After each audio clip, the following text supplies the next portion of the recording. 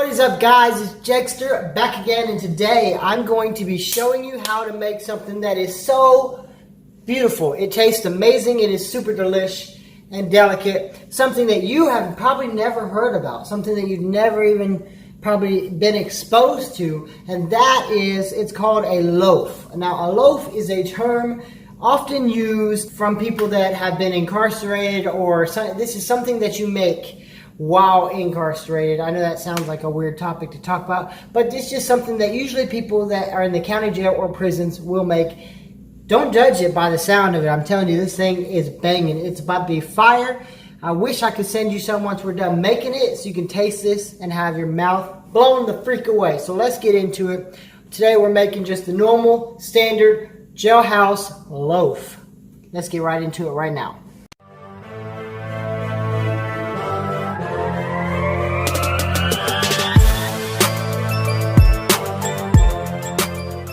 So this is what you're going to need. This is all you're going to need. The only items that you will need for this whole thing are something to put it down on, like some kind of paper. You're going to need the ramen noodles of your choice. I'm going with chicken. I don't really prefer the beef as much.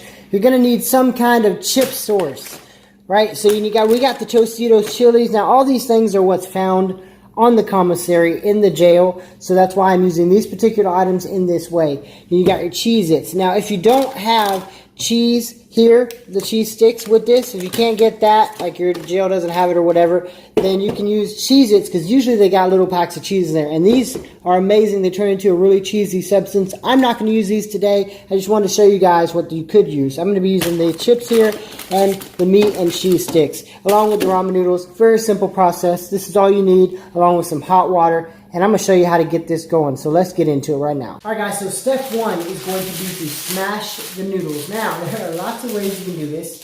Unfortunately, I do have a guy that lives down below us in the basement, so I can't use those methods. But normally, you would slam these on the floor, right, to break them up real good, or slam them on the table, and that would smash them up real good. But I'm just going to do it the old-fashioned way. I honestly don't even know how loud this is right now, or if you can even hear me over the smashing of these noodles. But what you want to do is you want to smash them up really good. You don't want to get them like super ground up, but you want to get them like good and chunky, enough to where you can get some seasoning in there, stuff to really mix up. Trust me, it's going to be fire. So,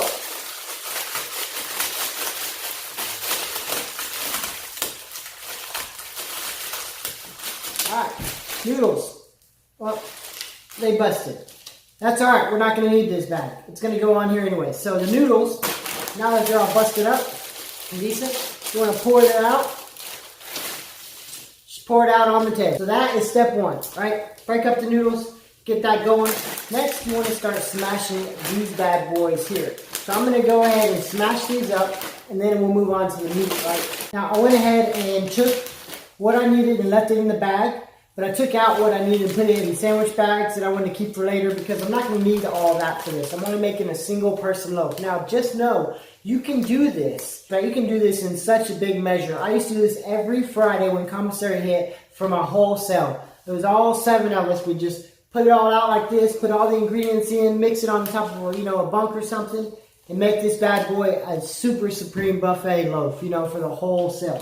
So what you want to do is now smash these up, like I said. You want to make sure not to damage this bag, though, like not puncture holes, because you're going to need this bag to actually cook the soup and make the loaf, go just right. So you want to smash it up, like I said. You can even ground this up pretty small, because it's the actual flavor of the chips and stuff that's going to be marinating with your loaf to make it all pull together into something nice, right?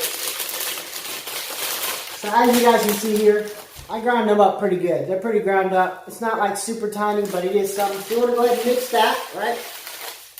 Drop that in there on there. Next, we have the meat sticks. Now, the reason why I was talking about these is you can use, these are amazing because they come with the meat and the cheese, which you need both items for the loaf. But in some places, you only get the meat sticks and you don't get the cheese. So in that case, that's when you want to use something like the Cheez-Its or some kind of cheesy, chip that will melt down and create some kind of cheesy substance. Cheez-Its are perfect. They melt down. They turn basically into straight cheese. They're amazing. So I use those a lot of times because where I was at, we didn't have the cheese sticks. We only had the meat.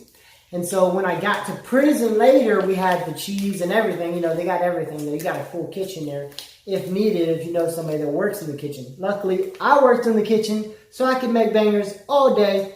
So now, what we got to do is pick one of the meats. Like I said, it's a single serving that we're making today. And this is the most generic loaf ever, guys. So this is the most basic loaf that you can make. There are so many different things you can do with a loaf and noodles. It's ridiculous. So if you guys want to see more content like that, if you want to see me make crazy more meals, different meals with just the ramen noodles and other ingredients, then let me know in the comments. Just put more noodles in the comments because I have lots of things I could show you with these, some amazing tasting things. So let's get into it today. I'm only going to use one. Like I said, it's one single serving.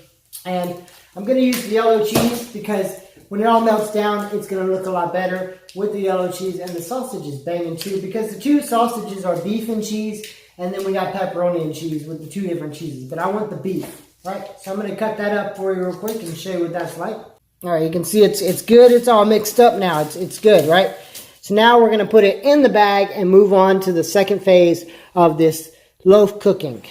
So now that you've got it all mixed up and shook up, you want to kind of like make it to where you can put all this right in the bag, right? Just kind of blur. Take this.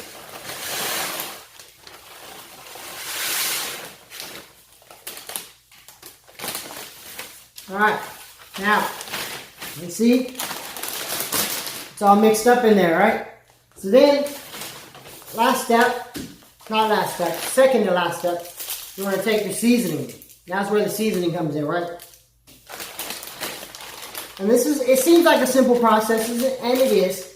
So if you ever have like 20 bucks and you're really trying to make a decent meal, you can really upsize this to make it for the whole family. Literally this whole thing, between the chips and the meat and the ramen noodles, I think the whole tally was like $14, you know, for the whole thing, for just a meal by myself. And I didn't even use all the stuff, so I could easily make 2 or 3 times this, you know. So think about that. That's how you save money out here. People be living off $3. This is how you do it. It's called ingenuity, right? Stuff you learn on the street. So now we got the seasoning in there. What do I do? You want to do that bad boy good. So shake it up real nice. You know what I mean? Real nice. Alright, so as you can see, it's only about that much. But we're going to need all this. So now let's go on to the last step. And let me show you how the magic starts. You turn this into a full-blown freaking meal. You ready? Let's go. Alright, so the next thing you got to do is you got to get the water nice and hot. I mean like really hot, right? Now once the water gets good and nice and hot, I mean like as hot as your sink can get it. Because you got to think, this is if we are like in jail or something. We don't have microwaves. Not in jail. In prison, you know, you got the microwaves and all that. But in jail, you ain't got microwaves. You got whatever hot water that you can get, right? Some places you might have burners or something to where you can heat up the water a little bit, but not where I was at. So you just got to make do with what you got, right? So the water's pretty hot, so let me take you on to the next step. You guys can see, you got it mixed up in there. Seasoning's mixed up, right? The water's hot. You just want to put the water in the bag, right? I don't know if you guys can really see without pouring out, but as you can see, I got the water in there. It's nice and good. This is about how much it is right here. Okay? You can add a little bit more. The more water you add, the longer it's going to take to fill it up. So I'm going to keep it right here because I think that's a lot of good stuff. So next, what you want to do is you want to take it like this, and you just want to mix it like this. You want to give it a final good mix, you know, because that's how you're going to get the seasoning spread about. You know, you're going to get the noodles starting to get soft and soaking it up, all the seasoning and chip flavor and everything. You got to make sure you massage it first, because if you don't massage it, everything's going to be at the bottom. You're going to have the seasoning at the bottom. You're going to have the chips at the bottom, the meat at the bottom. It's just terrible. So you got to massage it like this, right? Okay. Yeah, I can feel the clumps going away. It's starting to become a nice blend. That's what you want. So then, After you got that, as you can see, it's about right here. Right? That's good enough. And then we want to take this here, right? Old trick. I'll turn around so you can see. You take it, then one corner, then the other corner. Take this and roll it. Okay? You don't want to get all the air out like you're doing in a chip bag or something. You want to leave what's in there. Just roll it. Right? You want to roll it nice and tight like this. Okay? Sometimes that's going to happen. It's going to leak out. And that's how you know when you're nice and rolled tight. This is the tricky part here. This is the part that takes a little bit of work. Let me show you what I mean. Now, once you got it nice and rolled tight, you see how that's just nice and tight? There's a little bit of leakiness in it, but it's really, mainly it's just all, you know, it's just swelling. It's starting to swell. So you got to find a place that you can lean this up against to where it won't unravel, because it needs to stay raveled so the heat can stay in, the water can stay in, everything good. So once it's like that, you leave it sitting there for about 15-20 minutes or so, and that's going to be something amazing. So I'm going to show you that in just a moment. Let's let it cook and do its thing, and then I'll show you in a second. Alright, ladies and gentlemen, now we check it out. Oh my gosh, you can't really tell this thing is swole. Man, I wish you could see how heavy this thing is, or feel. You can't really see, but this thing is super swole, and it weighs easily 5 times more than it did before. So now it's time to cut it open and see what we actually have here. It's going to be amazing. You guys ready for this? Alright, so normally at this point you could either open it up and start eating it how it is, or you can do like I'm going to do, and that's what I'm going to do is I'm going to tear open the bag, and I'm going to show you guys exactly what it looks like, hopefully without messing it up too much. I really want it to stay as a whole. It's not going to stay as a whole substance, but I want to show you guys what we're working with here.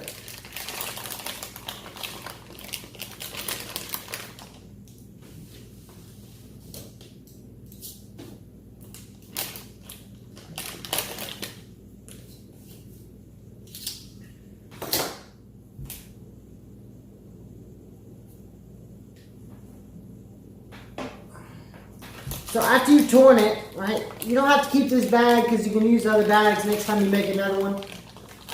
But after you've torn it, this is what it's going to look like.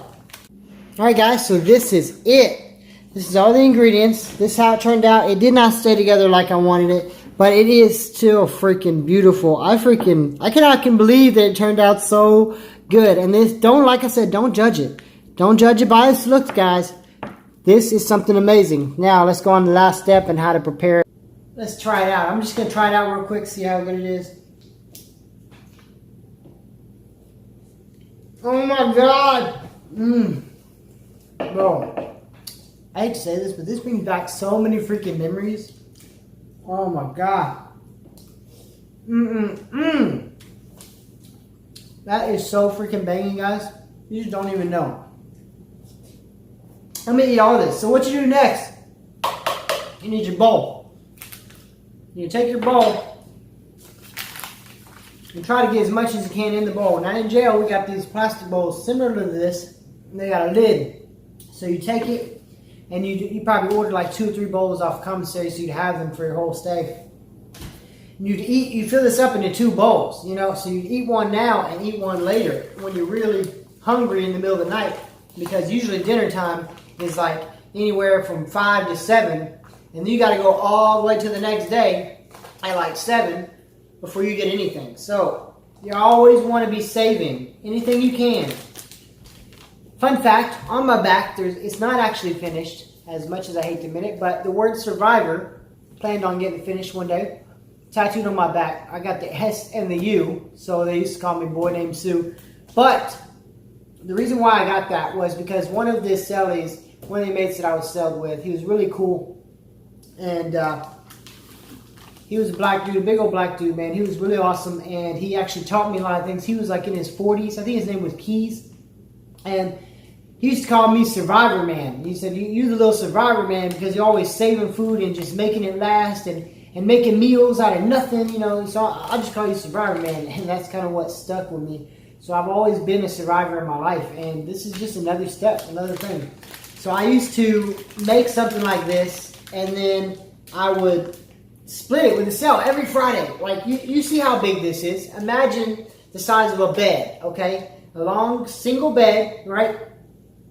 Newspaper everywhere. You're talking like 5, 6, 7 soups, 2 bags of chips, like a whole bunch of cheeses, like 4 meat sticks. Imagine that, right? Buffet for everyone. Now we're talking like 7 to 9 grown freaking men, so that was a normal meal. But if you got a family with kids, you can have all of this and it tastes freaking great. There's no vegetables in it unless you want it to be. You can virtually add whatever you want in there. You can have vegetables. You can have, fruits. Okay, there's a bunch of weird stuff with ramen noodles that you would be surprised by. And I'm going to show you more if you guys enjoy this content and if you want to see more. But to do that, you're going to have to drop in the comment section more noodles so I can bring you more crazy inventions. This is the new series on my channel called Mixin It with Jegster. The playlist is called Mixin It with Jegster if you guys want to see all the videos. I'm going to be coming out with content like this, here every once in a while because I just like to cook and I like to make crazy things. And I'm going to be doing all the things that people think are nasty. But how do we know if they're nasty if we don't try them? Like, have you ever tried mustard on pancakes? Has anyone ever tried mustard on pancakes? No. You know why? Because we think it's nasty. But what if it's not? What if it's actually some miracle honey that tastes just amazing? We've never exposed ourselves to it because we think it's nasty. So don't judge things by its looks. That goes for people and everything else in life. So that is it, guys. I'm Jegster. We're the League of Jegsters here for everyone who is subscribed to the channel. I hope you enjoyed this video. And I hope you're over there mouth watering wanting some piece of this. But you know what? You can have a piece of it by going out and spending like $10 and getting you this stuff and making you something amazing that you'll never forget. Guarantee it. So that's it, guys. Hope you guys have a blessed day. Well, it didn't make it very long. I'm just tearing down on this stuff. Oh my God. That's freaking good, bro. You guys need to get out there and try this. Call me the jailhouse chef. I don't know. Click the middle button if you want to subscribe. The button right here on my face. And click one of these 2 buttons if you want to see more of the content on Jegster. I'm out. Peace.